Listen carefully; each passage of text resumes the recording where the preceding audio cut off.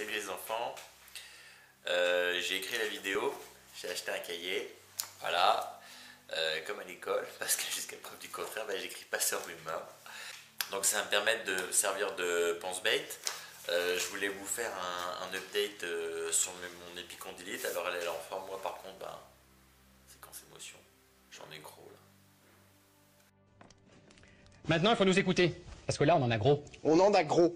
Je vais faire une petite vidéo dédicacée à Delavier, petite vidéo qui va parler sur l'état de mon traitement et où j'en suis et l'annonce qui m'a été faite aujourd'hui et comment j'ai eu l'impression de servir de suppositoire moi-même et qu'on m'a enfilé dans le cul du diable, quoi.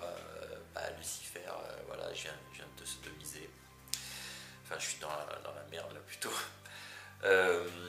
Donc je vous ai parlé d'il y a une semaine, j'ai été chez le médecin, donc pour la faire assez brève, j'ai pris rendez-vous chez le rhumato pour une infiltration, c'est dans un mois. Ensuite j'ai fait de l'imagerie, la radio, l'écho, et ça c'est une excellente nouvelle, ne révèle pas que le tendon soit abîmé, donc je suis très loin de la rupture et il n'est pas endommagé, il n'y a pas de section partielle, donc tout va bien de ce côté-là déjà, à part la douleur et le fait que ça soit handicapant. Et j'ai attaqué la kiné ce matin et comment dire, elle est spéciale, voilà. Elle est spéciale, elle me dit, monsieur machin, pour traiter l'épicondylite, il y a 5 choses à faire. La première c'est le repos. What? Le repos, mais qu'est-ce que c'est? Deux, j'ai mon pense-bête, c'est les massages transversaux profonds. Alors, les massages transversaux profonds, en fait, elle vous prend le bras, elle appuie comme une bourrine et ça vous défonce. Voilà, là vous avez mal, là vous sentez bien où est le tendon, ça c'est pas le problème. 3, c'est les étirements. Alors les étirements, c'est simple, j'y retourne donc pour mon traitement après-demain et je vais vous faire une vidéo, comme ça vous allez savoir comment soigner une épicondylite par des étirements que vous allez pouvoir réaliser chez vous. Ça c'est top, merci Cyril. Quatrième point pour se soigner, c'est boire beaucoup d'eau. Voilà, alors petit placement de produit, je gagne rien dessus, c'est pas le nombre d'abonnés que j'ai, mais j'ai envie de dire, si t'es communiste, voilà. Et 5, ne pas, j'ai appris quelque chose, ne pas consommer de produits laitiers, donc pas de lait. Et moi du coup, qu'est-ce que je vais faire des 8 kilos de fromage blanc qui sont dans le frigo, parce que je rappelle que en tant qu'ancien pratiquant de muscu, à cause de ma santé, je mange énormément de fromage blanc parce que c'est peu calorique et je prends du zéro afin de limiter les graisses. Mais au bout d'un moment, évidemment, je lui pose la question de savoir moi, qu'est-ce que je fais par rapport au tennis? Vous jouez pas, c'est-à-dire combien de temps? Vous avez mal depuis 2 mois, donc la rééduque va durer 2 mois, donc vous jouez pas pendant 2 mois. Alors quoi? Ça me fait l'effet d'une bombe qui me tombe sur la tête, quoi. D'où l'histoire du suppositoire de moi dans le cul de Lucifer. Donc là elle m'a tué, quoi. En fait, c'est comme si j'étais devant mon premier amour et qu'elle me dit je te quitte.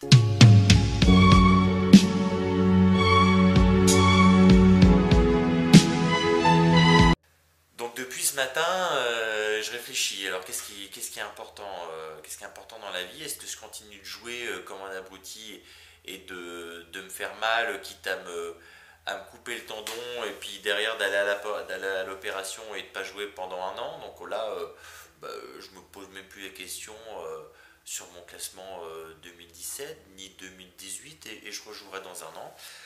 Où je me dis, et ça c'est bien par rapport à ce sport-là, le tennis c'est un sport que tu peux faire toute ta vie, peu importe ton niveau, peu importe ton âge.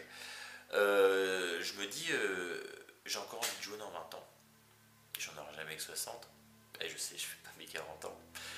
J'ai encore envie de jouer dans 20 ans et qu'est-ce que c'est 2 mois d'arrêt sportif sur une carrière. Alors je parle pas de carrière sportive, j'ai pas de prétention. Mais qu'est-ce que c'est que 2 mois sur une vie? Donc en fait, c'est peut-être ça qui est important, même si c'est vrai que je tourne les pages, mais même si c'est vrai que c'est ça qui est difficile à encaisser. Alors toutefois, il y a des choses, il y a des choses qui font partie de toi, des choses que tu peux pas vivre sans. Et là, on n'est plus dans une question de classement, de performance sportive, on est dans une question de survie. Et je me dis, si je joue pas, je meurs, je peux pas vivre quoi. Et donc du coup, c'est le moment de serrer les fesses et de s'accrocher et de se dire, je ferme ma gueule, je prends sur moi pendant 2 mois, et puis dans 2 mois, je vais pouvoir attaquer. Et c'est ce qu'on dit de tomber 7 fois et se relever 8. Quand je vois des mecs qui jouent au tennis, les retours qu'ils ont fait, alors c'est ce que je me souhaite, mais quand on voit Thomas Muster qui s'est fait broyer les jambes alors qu'il chargeait son sac à l'arrière d'un taxi quand il est en demi-finale de Key Biscayne, et il y a un gars bourré qui est arrivé, qui a fait tampon dans les 2 bagnoles, qui lui a explosé les guibolles. Et derrière, il est revenu s'entraîner sur un court, assis sur un banc, et il tapait des coups droits, et il est revenu comme ça, et derrière, il gagne Roland-Garros.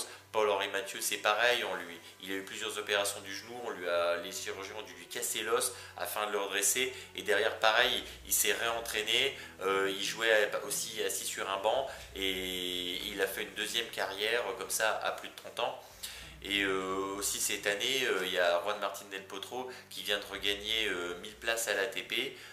Alors lui, c'est un peu différent puisqu'il avait des douleurs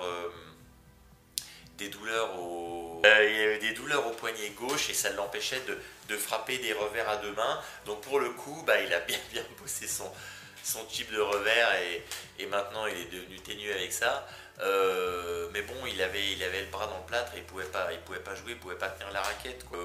Là, avec ces 2 mois où je fais pratiquement que des coups droits avec des balles molles, j'ai pris 6 kilos. Alors ouais, ça se voit, hein, c'est pas que derrière les oreilles. Je vais vous mettre, histoire de me la péter, une petite photo en incrustation avec comment j'étais. Par contre, je vais pas me clasher tout seul et vous mettre comment je suis maintenant, mais je vais vous mettre aussi une citation de Zidane. Alors je sais pas si c'est une vraie... Bon, vous savez, et je vais finir là-dessus, c'est la séquence émotion. Quand on aime énormément quelque chose, le véritable amour, il connaît des virgules et jamais de points. Maintenant les gars, je vous remercie de liker la vidéo, de vous abonner à la chaîne ou sur le Facebook de la chaîne Wahé TV. Je vous dis à bientôt. Tchuss. Give a fuck.